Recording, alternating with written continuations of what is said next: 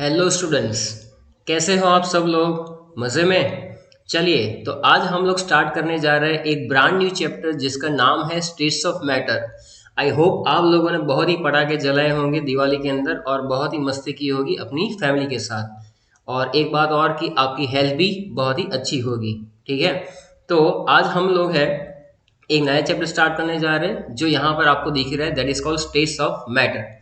आइए इस चैप्टर की शुरुआत कुछ इस तरह से हम लोग करते हैं कि बेसिकली ये जो स्टेट्स ऑफ मैटर चैप्टर है उसके अंदर हम लोग क्या पढ़ने वाले हैं। बेसिकली आप लोग जानते हो कि सॉलिड, लिक्विड और गैस, ये तीन होते हैं स्टेट्स ऑफ मैटर। उसके अलावा आपने ये भी पढ़ा होगा कि प्लाज्मा है या तो बोस आइंस्टाइन कंडेंसेट है। लेकिन इस चैप्टर के अंदर हम लोग जो है बेटा गैस के बारे में पढ़ने वाले हैं, गैस के लॉ के बारे में पढ़ने वाले हैं, that is Boyle's law, Charles law, Gay Lussac law, बराबर है, पी इक्वल टू एनआरटी, जिसको हम लोग क्या कहते हैं, आइडियल गैस इक्वेशन कहते हैं। बराबर, तो बहुत सारे इक्वेशंस है और यहाँ पर हम लोग जो है वो रिवाइज सिलेबस जो है उसके अकॉर्डिंग ही पढ़ने वाले हैं। एक्स्ट्रा लेक्चर्स भी मैं इसके अंदर इंक्लूड करने वाला हूँ जिससे आपका क्या है कि कभी कभार अगर जेडब्ल्यू में आ जाता है तो वो भी आप सीख पाओगे। तो स्ट्रेस ऑफ मैटर स्टार्ट करने से पहले एक इंसिडेंट को हम लोग देख लेते हैं। आए दिन हम लोग देखते हैं कि काफ़ी ज़्यादा एक्सीडेंट होते रहते हैं और सेफ्टी एक बहुत ही बड़ा मेजर है। तो आपको मालूम ही होगा कि इंडियन कार्स जो है, इंडियन कार इंडस्ट्री या तो इंडियन ऑटोमोबाइल इंडस्ट्री इसके अंदर बहुत ही पीछे है। बहुत ही कम गाड़ियाँ ऐसी है जो सेफ्टी पर्पस में बहुत ही बढ़िया है। जैसे ही अगर मैं बात करूँ एक कंपनी जैसे कि टाटा, तो उसकी कार काफ़ी अच्छी आती है सेफ्टी पर्पस के लिए। बराबर है। बाकी अगर आप एवरेज बेवरेज बोलोगे सर एवरेज कैसी आती है, तो ये सब ठीक है बात है, लेकिन मेजर कंसर्न जो है हमारा वो सेफ्टी का होता है।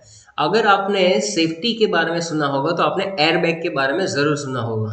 तो यहाँ पर हम लोग डिस्कस करने वाले हैं सबसे पहले कि भाई एयरबैग जो है आपका किस तरह से काम करता है। बराबर है। तो we will start how airbags works. तो इस क्वेश्चन का आंसर हमें ढूंढना है।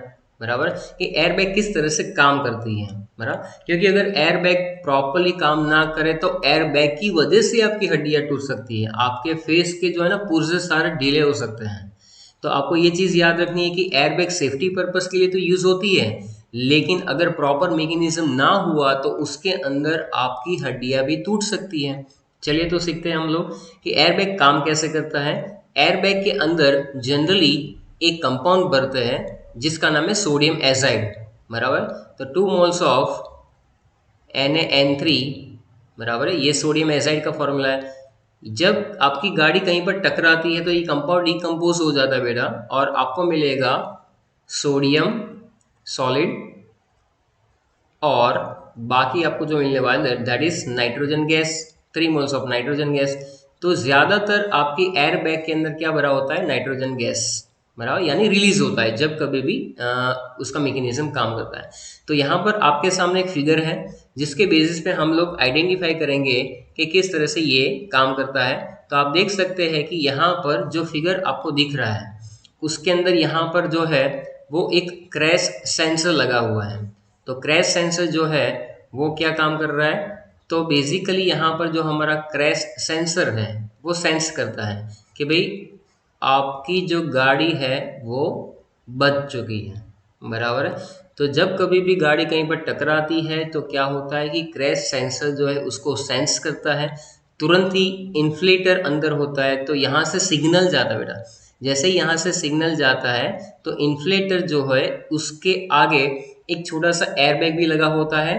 तो वहाँ पर कंपाउंड मैंने बताया आपको सोडियम एजाइड है, और जिस तरह से वो मैकेनिज्म में काम करेगा इन्फ्लेट होना स्टार्ट हो जाएगा एयरबैग। अब ये चीज़ याद रखनी है कि जनरली इन्फ्लेशन का रेट जो है इतना ज़्यादा होता है कि अगर वो साथ में डिफ्लेक्ट ना हो तो रिलेटिव वेलोसिटी जो है बहुत ही ज़्यादा चेंज होती है, बढ़ जाती है। तो वो जो है एयरबैग की वजह से भी, जैसे यहाँ पर आप देख सकते हो कि नाइट्रोजन गैस जो है वो निकल रही है और ये पूरा एयरबैग जो है वो स्वेल हो रहा है। तो यहाँ पर जैसे ही ये जो है फूलने लगता है या तो नाइट्रोजन गैस जैसे ही रिलीज होती है तो आपका चेहरा जो है धड़ाम से अंदर जा रहा है और सामने एयरबैग जो है उतनी ही तेजी से, बराबर है, वो इन्फ्लेट हो रहा है, तो साथ में अगर डिफ्लेशन का रेट अगर नहीं हुआ अच्छा खासा, क्योंकि तुरंत ही डिफ्लेट होना चाहिए, आपका जो फेस है वो ऐसे जा रहा है तो एयर बैग भी तुरंत ही इन्फ्लेट होने के बाद तुरंत ऐसे स्टार्ट होना चाहिए जिस तरह से आपका चेहरा उसके साथ जाए, यानी कि वेलोसिटी जो है एक ही डायरेक्शन में जानी चाहिए, तो रिलेटिव वेलोसिटी कम हो जाएगी। और उसके बेसिस पे हम लोग सोच सकते हैं कि भाई अगर डिफ्लेशन का रेट जो है मान लो कि 50 मिली सेकेंड्स है, इन्फ्लेशन का रेट 30 मिली सेकेंड्स है, तो क्या है कि आपकी जो हड्डियां है वो पुर्जे जो भी है जो भगवान ने बना कर दिए वो ठीक ठाक रहेंगे। So that is how this chapter is start कि भाई किस तरह से ये इंटरेस्टिंग वे में स्टेट्स ऑफ मैटर हम लोग स्टार्ट कर सकते हैं। We are learning all about the gases कि भाई गैस क्या होती है, गैस के लॉ क्या होते हैं, गैस में कौन कौन सी प्रॉपर्टी मेजर करते हैं। तो आइए अब हम लोग सीखते हैं इसके अंदर नेक्स्ट जो है बेटा कि भाई सॉलिड लिक्विड और गैस टोटल 3 टाइप है। तो आप देख सकते हो कि यहाँ पर टेबल पहले से ही मैंने आपको दे दिया हुआ है क्योंकि हमारा लिखने में टाइम वेस्ट ना हो, so we can focus on that. बहुत ही सिंपल सी बात है, आपने पढ़ा हुआ है कि सॉलिड क्या है, लिक्विड क्या है, गैस क्या है, बराबर। But what is the difference between them, तो एक छोटा सा डिफरेंस है जो हम लोग फटाफट यहाँ पर सीख सकते हैं। सो डिफरेंस को सीखने के लिए हम लोग यहाँ पर सबसे पहले पॉइंट डिस्कस करना स्टार्ट करेंगे कि भाई गैस है तो क्या लिखा है कि assume the shape and volume of a container, यानी जिस कंटेनर में डालते हो वैसा ही शेप वो ले लेता है। तो it has neither definite shape nor definite volume, we know that, बराबर है। डेफिनेट शेप और डेफिनेट वॉल्यूम किस में रहता है, सॉलिड के अंदर रहता है। तो उसके अकॉर्डिंग ये पॉइंट्स इंडिकेट किए गए हैं कि भाई लिक्विड में क्या होगा। लिक्विड में लिखा हुआ है यहाँ पर कि assumes the shape of the part of the container which it occupies, बहुत ही सिंपल सा पॉइंट है, and retain a fix volume and shape. तो ये डेफिनेशन के अलावा और कुछ नहीं है, जो छोटा छोटा बच्चा भी जानता होता है, बराबर है। चलिए आगे बढ़ते हैं। अब हमें ये चीज पता होनी चाहिए कि गैस के अंदर पार्टिकल्स जो होते हैं, particles particles can move past one another, बराबर, यानी एक दूसरे के बीच में फटाफट उसकी मूवमेंट रहती है। सिंपल मतलब मैं बताऊं तो वो एक तरह से उसकी गैसेस मॉलिक्यूल्स या गैसेस पार्टिकल्स की मूवमेंट काफी फास्ट होती है क्योंकि उसके बीच में गैप काफी ज्यादा है। यहाँ पर लिखा हुआ है कि पार्टिकल्स कैन मूव और स्लाइड्स पास्ट वन अनदर, और यहाँ पे लिखा है rigid particles lock into the place, यानी कि सिंपल सी बात बताओ तो सॉलिड जो होता है वो रिजिड रहता है, रिजिडिटी उसका मेन कैरेक्टर है। दूसरा है कि लिक्विड के अंदर बेटा रहेगा फ्लूडिटी, और तीसरी बात है गैस के अंदर जो रहेगा कंप्रेसिबिलिटी। ये इसके मेन पॉइंट्स है।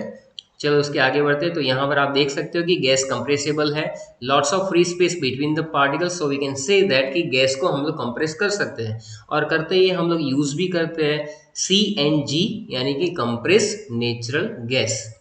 आगे हम लोग देखते हैं कि नॉट इजिली कंप्रेसेबल, तो लिक्विड कंप्रेस नहीं हो सकता है। तुम खुद भी उसके ऊपर एक बाल्टी भर के बैठ जाओ तो वो कंप्रेस होगा नहीं, चाहे कितनी भी आपकी वेट हो, बराबर। It is a part of a job, but ऐसा होता नहीं है कि लिक्विड जो इसको आप लोग कंप्रेस कर पाओगे, बराबर। बहुत ही कम कंप्रेस होता है, बराबर। 4% शायद कंप्रेस हो सकता है बहुत ही ज्यादा प्रेशर लगाने पे, बिकॉज उनके पार्टिकल्स के बीच में इतनी स्पेस ही नहीं है। और यहाँ पर तो लिखा है कि नॉट इजिली कंप्रेसेबल, बराबर है, क्योंकि little free space between the particle, यानी फ्री पार्टिकल्स के बीच में जो फ्री स्पेस है वो काफी कम है। That's why we can say that it can not be compressible. Next point हमारे पास है कि flow easily particles can move past one another, यानी कि बहुत ही इजीली फ्लो कर सकता है। ये भी इजीली फ्लो करता है, particles can move past one another, लेकिन इसकी फ्लूइडिटी, ये फ्लूइड होता है, ये फ्लूइडिटी के बेसिस पे फ्लो करता है। और गैस के मामले में बोल सकते हैं कि वो मूवमेंट करता है, बराबर है। वो पूरा जो गैस है वो क्या होता है, एक एयर पार्टिकल्स के अंदर मिक्स हो सकता है, बहुत ही स्पीड ज्यादा रहती है। Does not flow easily because it is a rigid, बराबर। बहुत ही सिंपल नेक्स्ट पॉइंट है, डेंसिटी के बारे में देख रहे हैं कि भाई सबसे ज्यादा डेंसिटी किस में होगी, तो it will be in solid high density. Next point intermediate density, बराबर है। और तीसरा यहाँ पर है low density, solid liquid gas के बेसिस पे।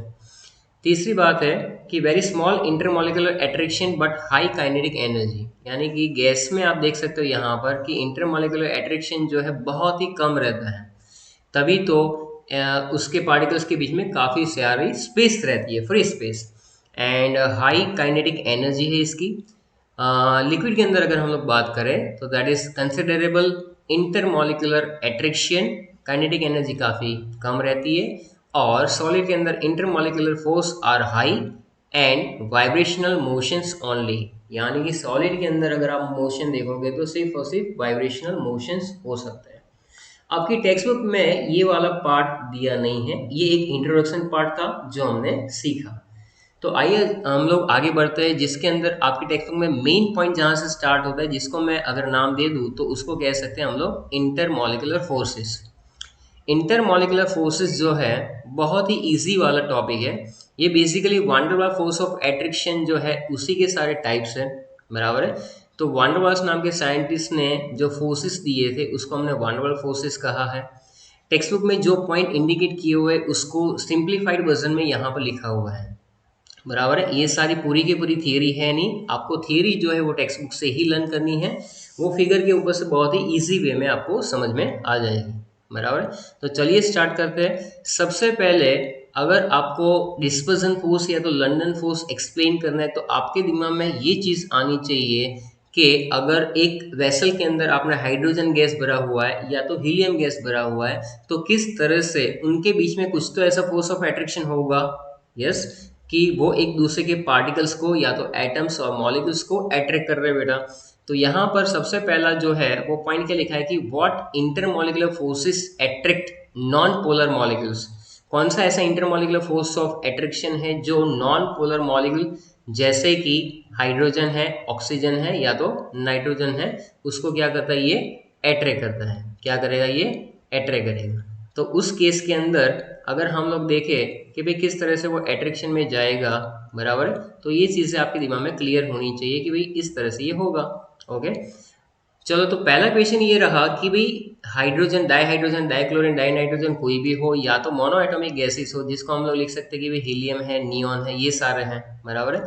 तो उस they are attract to each other, बराबर है, और लिक्विड स्टेट में रहते हैं या तो सॉलिड स्टेट में रहते हैं। लेकिन इसके बीच में कौन सा ऐसा इंटरमॉलिक्यूलर फोर्स ऑफ अट्रैक्शन होगा, तो सबसे पहले जो साइंटिस्ट था जिन्होंने ये ढूंढ निकाला और उसका नाम है फ्रिट्ज लंडन, बराबर है।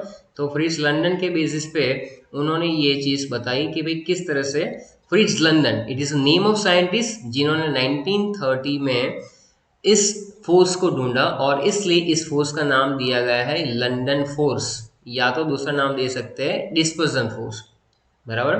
तो आखिर इस फोर्स में ऐसा क्या होता है, किस तरह से ये फोर्स जो है अराइज होता है, तो this forces are thought of arise from one motion of electron. चलो ये पॉइंट छोड़ो, मैं आपको एक्सप्लेन करता हूँ कि भाई मान लो कि एक स्पीयर है, जैसे आप यहाँ पर फिगर देख रहे हो वो तो एटम्स की बात है। मैं आपको रियल लाइफ एग्जाम्पल देता हूँ कि एक हनी बी का झुंड है, बराबर। हनी बी का झुंड जो है बेटा वो एक स्पीयर के अंदर है, बराबर है। और आप ऐसा मान के चलो कि वो स्पीयर में रेंडमली घूम रहे हैं, बराबर है, रेंडमली घूम रहे हैं जिस तरह से इलेक्ट्रॉन घूमते हैं। तो यहाँ पर जो दिखाया हुआ है वो वैसा ही कि एटम ए के अंदर और एटम बी के अंदर, बराबर है। यहाँ पर जो डिस्ट्रीब्यूशन ऑफ इलेक्ट्रॉन्स होता है वो कैसा होता है, एकदम सिमेट्रिकल रहता है। पहले कैसा होता है, एकदम सिमेट्रिकल रहता है। ये एटम बी ले लो, यहाँ पर एटम ए और बी बता रखे, यानी कि मोनो एटॉमिक है तो हीलियम ले सकते हो, नियॉन ले सकते हो, बराबर, ये सारा है। तो यहाँ पर अगर हनी बी का जो, हनी बी को आप इलेक्ट्रॉन से भी कंपेयर कर सकते हो।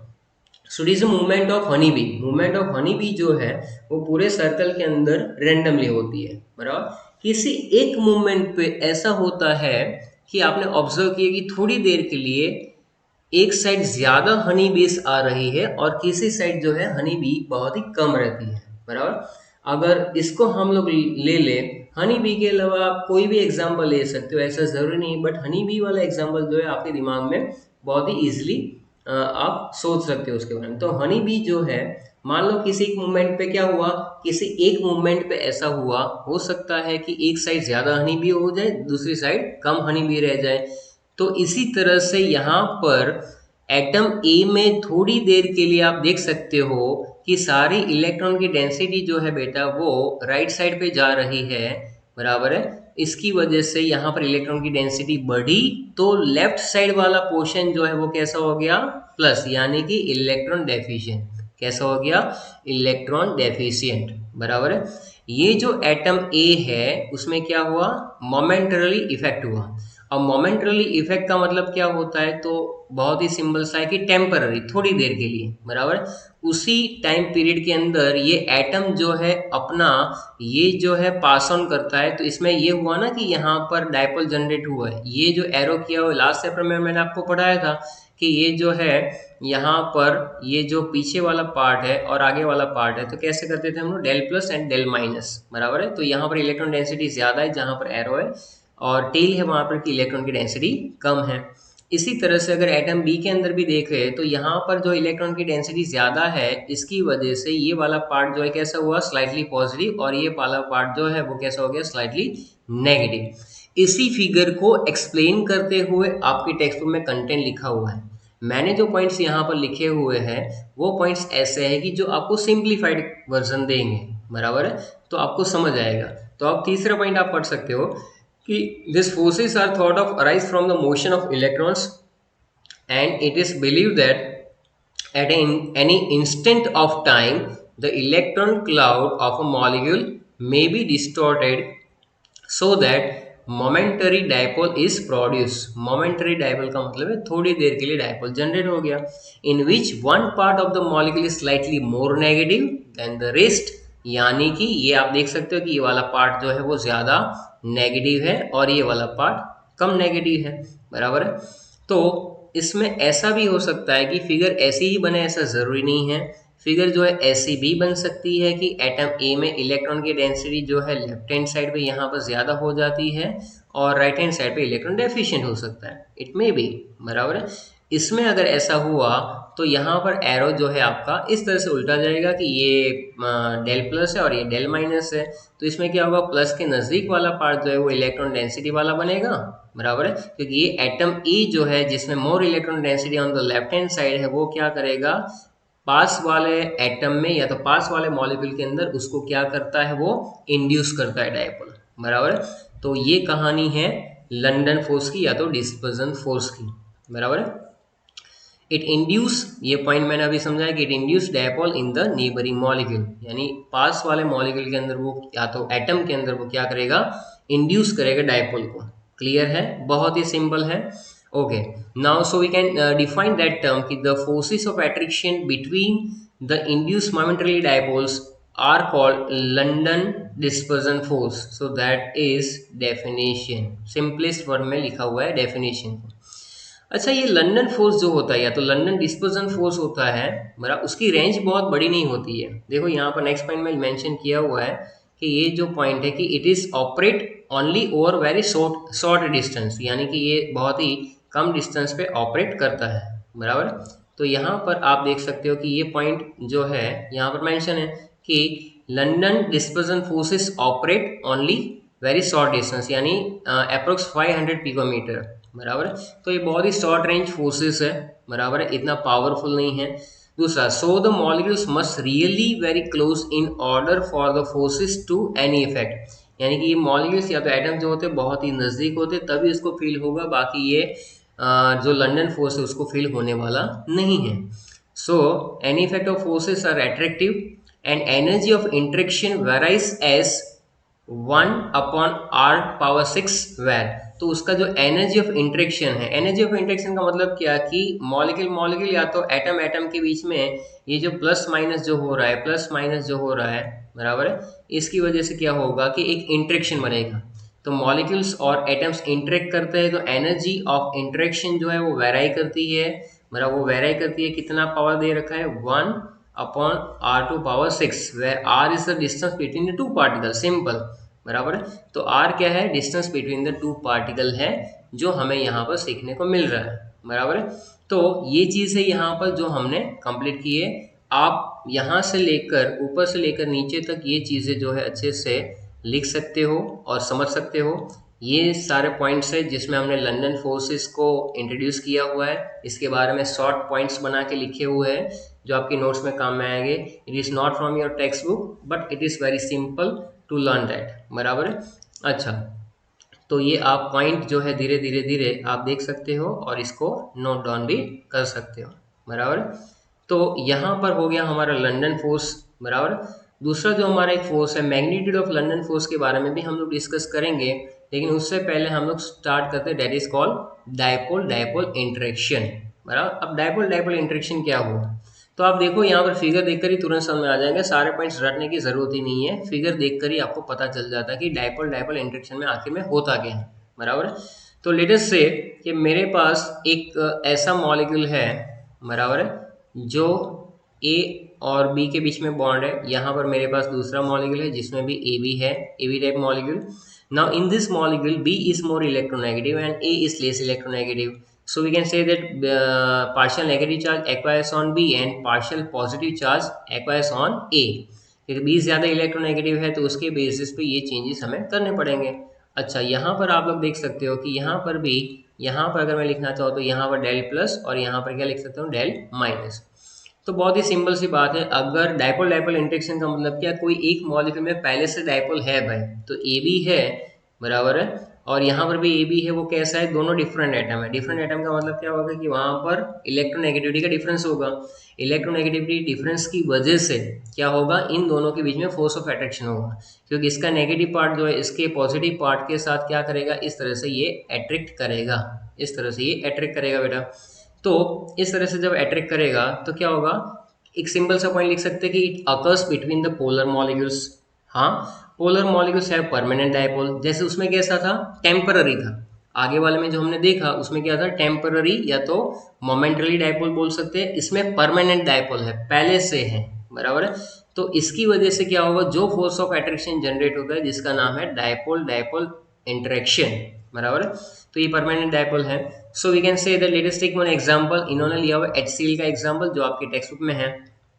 तो यहाँ पर HCl में आप देख सकते हो कि मोर चार्ज डेंसिटी, ये ब्लू वाला पोर्शन यहाँ पर ज्यादा है, इसका मतलब कि more charge density is there oh around the chlorine, बराबर, यहाँ पर ज्यादा charge density because chlorine is more electronegative, तो यहाँ पर लिखा है डेल माइनस और यहाँ पर लिखा है डेल प्लस, बराबर। मैंने ए बी हाइपोथेटिकल मॉलिक्यूल लिया था, इन्होंने HCl ले लिया, बराबर। तो दो अलग अलग HCl मॉलिक्यूल में होता क्या है, तो यहाँ पर आप देखो ये क्लोरीन है, क्लोरीन जो है it is the electronegative pole, बराबर है। तो negative pole of one molecule is attracted by the positive pole of the another molecule, बराबर है।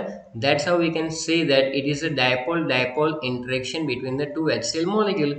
So we can say that second point is there very easy, example भी हमने समझा दिया कि HCl में क्या होता है, बराबर। अच्छा, दूसरी बात और कि ये जो HCl के मॉलिक्यूल्स है उसके अलावा अगर आपने बोला कि सर HF में क्या हो सकता है, या तो दूसरा कोई भी मॉलिक्यूल आप ले लो, बराबर है, तो उसमें ये रहता है कि मैग्नीट्यूड जो होता है डायपोल डायपोल अट्रैक्शन फोर्स का वो चेंज होता रहता है, बराबर। यहाँ पर मैंने मेंशन भी किया हुआ है, आप चेक कर सकते हो, बराबर, कि भाई अगर आप देखो यहाँ पर तो क्या लिखा है कि the magnitude of dipole dipole forces in different polar molecules can be predicted on the basis of polarity of molecule।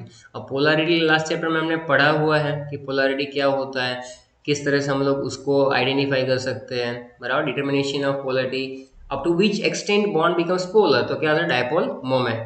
तो फिर से आप देखो, the magnitude of dipole dipole forces in different polar molecules can be predicted. Different molecules है तो dipole dipole forces का जो उसके बीच में अट्रैक्शन होगा या इंटरेक्शन फोर्सेस होंगे वो डिफरेंट होंगे, बट इसको अगर प्रेडिक्ट करना है तो आपके पास नॉलेज होना चाहिए पोलरिटी ऑफ मॉलिक्यूल, यानी कि मॉलिक्यूल अगर सिमेट्रिकल है तो आपका म्यू क्या आता था, जीरो, जैसे आपने सीखा था BeCl2 में वो जीरो था, बराबर। लेकिन ऐसा ही ट्राइएटॉमिक मॉलिक्यूल दूसरा कौन सा था, तो वाटर था, लेकिन उसके अंदर जीरो नहीं था, बराबर। तो डिपेंड्स ऑन शेप ऑल्सो।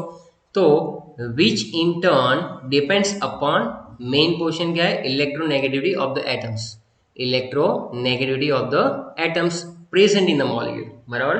तो अगर आपको वो प्रेडिक्ट करना है कि कैसा है, कितना इंटरमॉलिक्यूलर फोर्सेस ऑफ अट्रैक्शन है, तो कैसे पता चलेगा, तो it basically depends on the electronegativity of the atoms present in a molecule and also geometry of the molecule, क्योंकि पोलरिटी यानी डायपोल मोमेंट, और डायपोल मोमेंट जहां पर भी आता है वहां पर ज्योमेट्री तो आती है कि अगर लीनियर मॉलिक्यूल हुआ या तो रेगुलर शेप वाला मॉलिक्यूल हुआ तो क्या हो जाएगा, उसमें इलेक्ट्रोनेगेटिविटी का डिफरेंस होते हुए भी वो कैसा बनेगा, डायपोल मोमेंट जीरो बनेगा बेटा, बराबर, ऐसा होता है।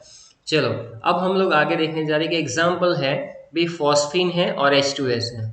तो आप देख सकते हो कि ये ग्रुप जो तुम्हारा होता है बराबर है, nitrogen, phosphorus, arsenic, antimony and bismuth. कौन से ग्रुप की बात कर रहा हूँ मैं? Group number 15।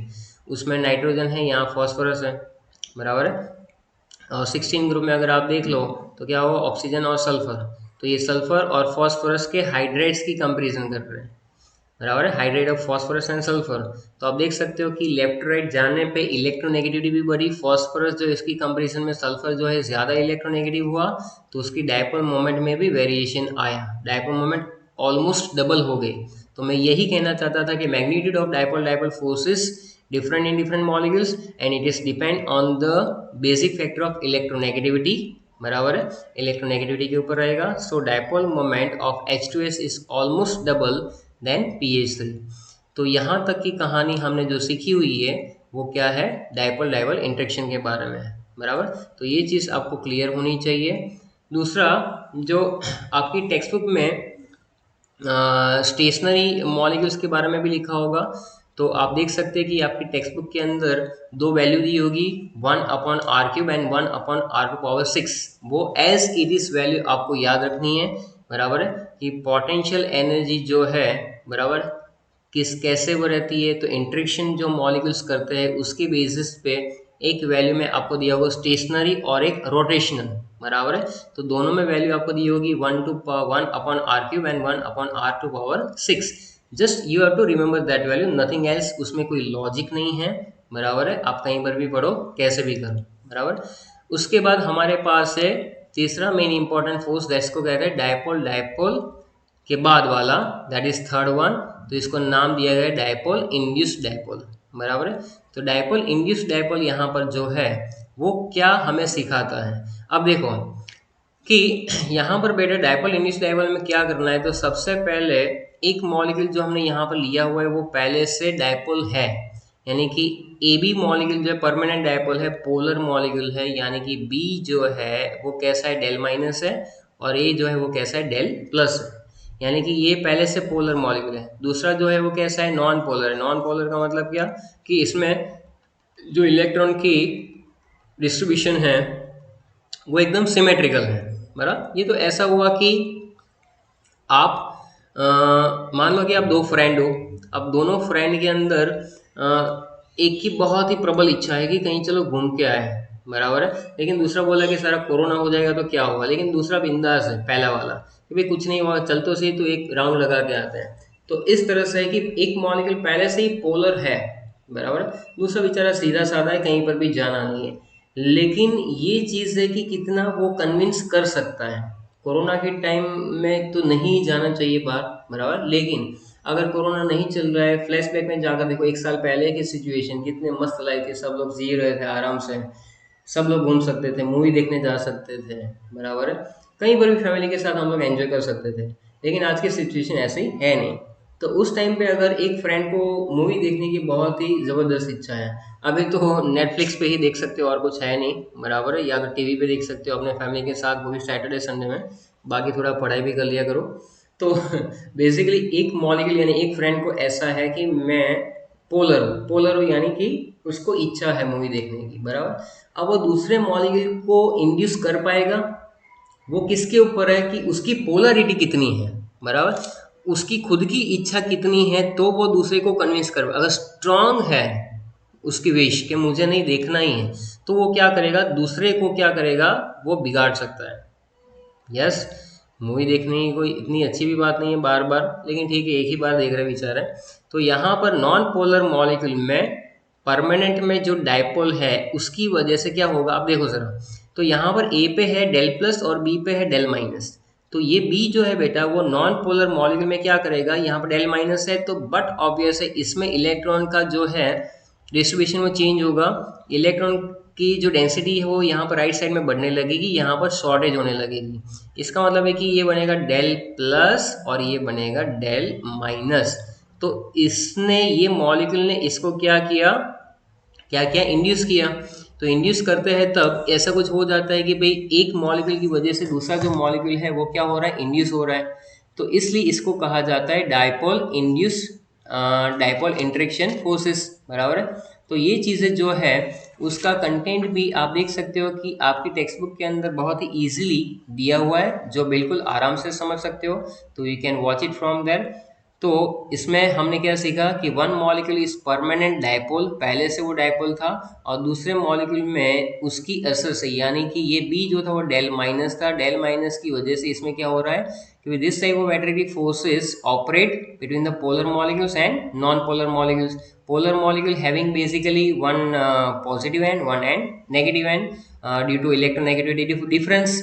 तो यहाँ पर परमानेंट डायपोल के अंदर ये रहता है। और उसके बाद आप देख सकते हो कि भी एक जो चीज़ है कि यहाँ पर ये बी के साथ में जो पोल आता है वो क्या कर रहा है, लैग कर रहा है। क्या लैग कर रहा है, इलेक्ट्रॉन डेंसिटी, बराबर, और यहाँ पर इलेक्ट्रॉन की डेंसिटी ज़्यादा है।